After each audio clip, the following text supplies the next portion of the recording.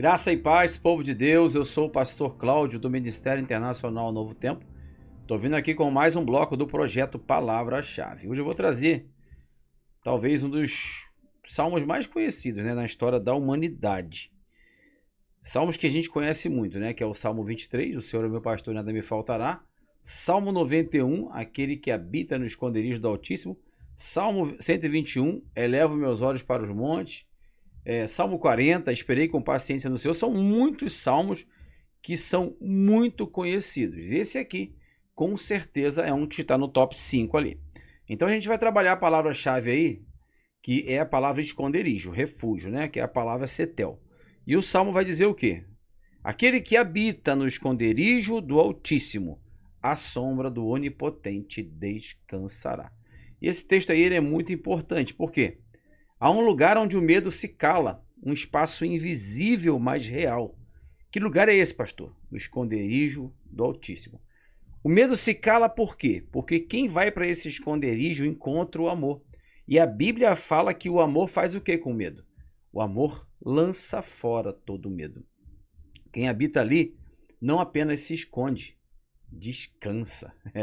É muito forte, Aquele que habita no esconderijo, aquele que está em Deus, aquele que está no amor, descansa. Porque o refúgio de Deus não é fuga, nunca foi fuga. Refugiar-se em Deus não é fugir. Refugiar-se em Deus é descansar, é confiar no agir do Senhor.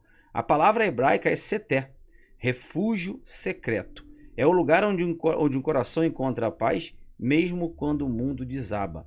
Não é um abrigo físico, mas espiritual. Ali o silêncio fala e a presença de Deus envolve. Quem aprende a habitar nesse esconderijo, aprende a viver sem medo. O esconderijo do Altíssimo não é distante, não é. Pastor, não é. Ele escolheu habitar em nós. Ele escolheu morar em nós. Ele escolheu. Vós sois, a Bíblia diz, o templo do Espírito Santo. O Espírito Santo escolheu morar em nós. Então, essa morada que existe dentro de nós, nós temos que nos refugiar em Deus o tempo todo. Por isso que o nosso coração ele não pode se conectar a outras coisas. Ela tem que estar sempre conectado em Deus. E nós não podemos perder essa conexão, porque uma vez que perdemos essa conexão, a nossa vida perde o sentido. A nossa vida perde o rumo. Esses dias eu gravei, foi falando sobre João 14:6. E o interessante é que Jesus ele não aponta caminho. Ele não aponta caminho. Ele diz, eu sou o caminho. Jesus não aponta um caminho, ele é o caminho. Ele é a solução, ele é a resposta, ele é a vida, ele é a paz, ele é. Ele reúne todas as coisas nele. Como diz lá em Romanos 11, o apóstolo Paulo vai dizer o quê? Quem, pois, conheceu a mente do Senhor para que o possa instruir? Ou quem primeiro deu a ele para ser restituído? Porque dele, por ele e para ele é o quê? São todas as coisas. Aí o apóstolo vai concluir o quê? A ele toda a glória, a ele pois a glória, eternamente. Amém. Então você vê o apóstolo Paulo falando isso e João também falando, lá em João capítulo 1, dizendo o quê? Todas as coisas foram feitas por ele e sem ele nada do que foi feito se fez. Ele é o alfa e o ômega, o princípio e o fim.